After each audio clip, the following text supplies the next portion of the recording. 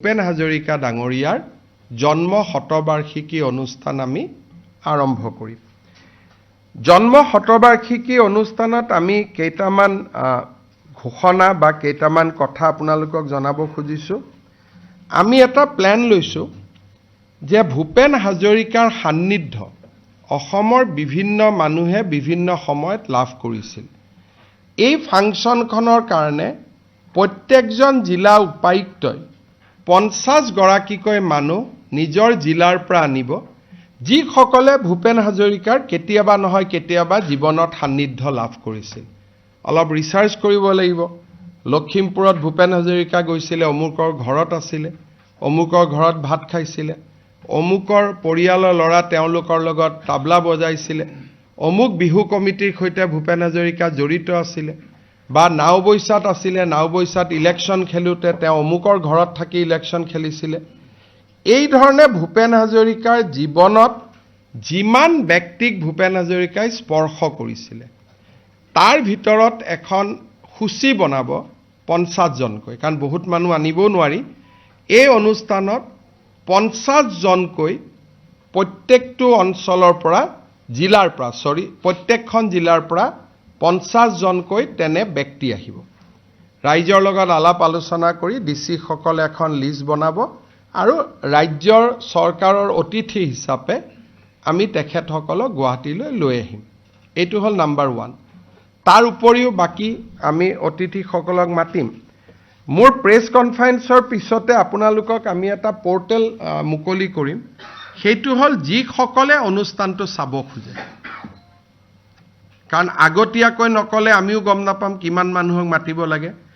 যিসকলে পৰ্টেলৰ জৰিয়তে আমাক জনাব যে মই ভূপেন হাজৰিকাৰ অনুষ্ঠান চাব খোজো, কালচাৰেল এফেয়াৰ্ছ ডিপাৰ্টমেণ্টে তেওঁলোকৰ ঘৰলৈকে নিমন্ত্ৰণী পত্ৰ পঠিয়াই দিব।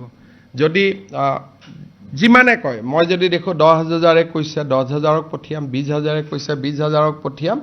গতিকে আমি বিচাৰিছো যে 20 আগষ্টলৈকে জনাব পাৰিব। 20 আগষ্টৰ পিছত আমাক ক'লেও আমি হয়তো সুবিধা দিব নোৱাৰিম। সেইকাৰণে এটা যাতে সম্পূৰ্ণ ভূপেন হাজৰিকাৰ জন্ম শতবাৰ্ষিকীত যিমানে বিচাৰে সকলোৱে যাতে আমাৰ আগ্ৰহেৰে ভাগ ল'ব পাৰে, সেইকাৰণে আমি পৰ্টেলটো মুকলি কৰি দিম আজি। খালি আমাক জনাব লাগে, নাম ঠিকনা এড্ৰেছ দিলে আমি ইনভাইটেশ্যন বা আমাৰ নৰ্মেল ইনভিটেশ্যন আমি যিকোনো এটা পঠাই দিম যাতে তেওঁলোক আহিব পাৰে। আমি ভূপেন হাজৰিকাৰ জন্ম শতবাৰ্ষিকীত আন সকলৰ উপৰিও, আন অনুষ্ঠানৰ উপৰিও আমি এটা বিশেষ কাম এটা কৰিব খুজিছোঁ। সেইটো হৈছে অসমৰ 1000 শিল্পী, একেবাৰে ছিনিয়ৰ জনৰ পৰা কনিষ্ঠতম জনলৈকে 1000 গৰাকী শিল্পীক আমি নিৰ্বাচিত কৰিম, যি নেকি ভূপেন হাজৰিকাৰ গান 23 মিনিট সময় তাতে পৰিৱেশন কৰিব। প্ৰত্যেকটো গানৰ এটা এটা ষ্টেঞ্জা। আমি আৰম্ভ কৰিম অসম আমাৰ ৰূপহী গুণৰো নাই শেষ, তাৰপিছত কুসুম্বৰ পুত্ৰ শ্ৰী শংকৰ গুৰুৱে ধৰিছিল নামৰে টান, অগ্নিযুগৰ ফিৰিঙতি মই, সাগৰ সংগমত কটনা সাঁতৰিলোঁ, কত জোৱানৰ মৃত্যু হ'ল, দিল হুম হুম কৰে, হেহে ঢোলে ডগৰে, আমি অসমীয়া নহওঁ দুখীয়া, বিস্তাৰহে অপাৰ, অৰুণ কিৰণ চিৰকি ভূষণ, যিটো অৰুণাচলৰ বাবে লিখা, আমি এক যাযাবৰ, প্ৰচণ্ড ধুমুহাই আবৃত্তি, মহাবাহু ব্ৰহ্মপুত্ৰ মহামিলন, মানুহে মানুহৰ বাবে, শেষত we are the same boat brother. ইয়াত আমি অসমীয়া, বঙালী, হিন্দী, ভূপেন হাজৰিকাই 3টা ভাষাতে বেছিকৈ গান গাইছিল। 3টা ভাষাতে গানৰ কলি খুব ধুনীয়াকৈ আমি কৰিছোঁ। ইয়াত আমি চেষ্টা কৰিম অসমৰ প্ৰতিখন কলেজৰে বেষ্ট ছিংগাৰ যিখিনি এইবাৰ কলেজ ফেষ্টিভেলত হৈছিলে, এইবাৰ কলেজ ফেষ্টিভেলত যিসকল বেষ্ট ছিংগাৰ হৈছিল তেওঁলোকক মাতিম।